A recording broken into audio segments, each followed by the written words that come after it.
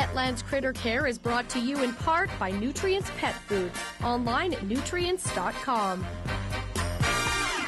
Hey everyone, and welcome to Petland's Critter Care. Robert Church is joining me today, and we are talking all about little cute cuddly creatures, bunnies. Tell me a bit about what you have set up here. It's kind of the everything you need to have to when you first own a bunny. This is a nice size cage for a rabbit, but let's keep in mind that rabbits are fairly sedentary, which means they don't move around an awful lot during the day, but then at night when you're home and maybe in the morning, we want to let them out and let them rip around a bit. So they're kind of a half cage, half out. I've got a little bunny at home, and he doesn't live in a cage. He's litter trained, and so he uses a litter box. He urinates in there, he poops in there, and he kind of runs around the house, and I feed him vegetables from the fridge.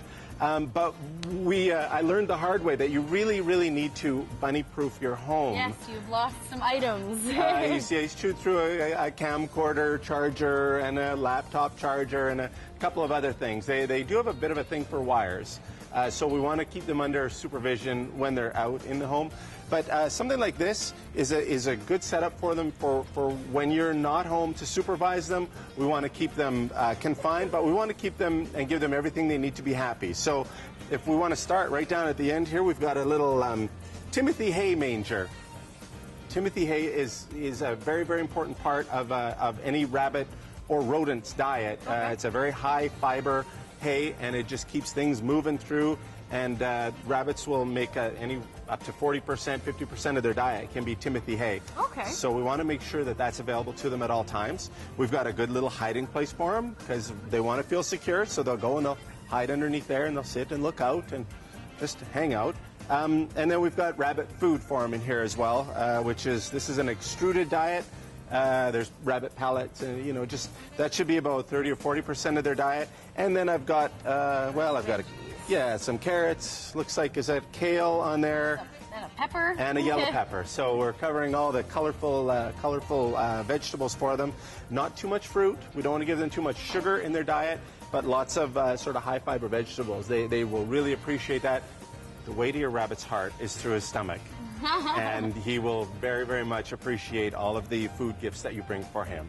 Like most animals, right? Absolutely, like most animals. So one other thing we've got in here, water bottle is very important because otherwise they're going to be kicking, they're always kicking shavings into their water dish. So a water bottle will make sure that we always have a nice, clean source of fresh water for them. And here's their litter box. What you're going to find in a cage is that he's always urinating in the same corner, so just put the litter box in that corner.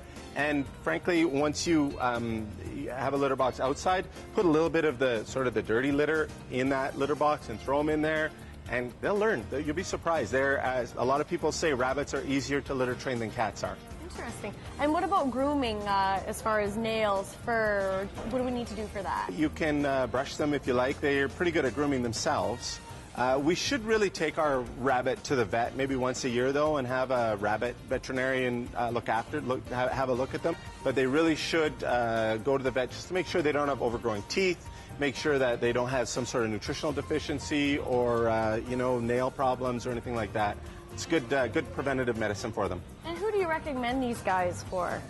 Well, I don't really recommend rabbits for necessarily for small children. Okay.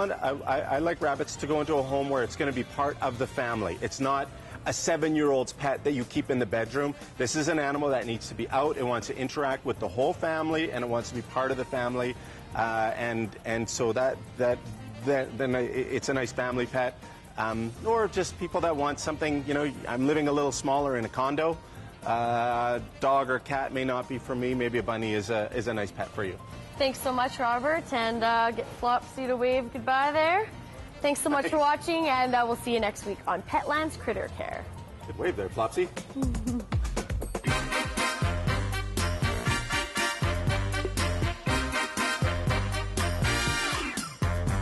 Petland's Critter Care is brought to you in part by Nutrients Pet Foods, online at nutrients.com.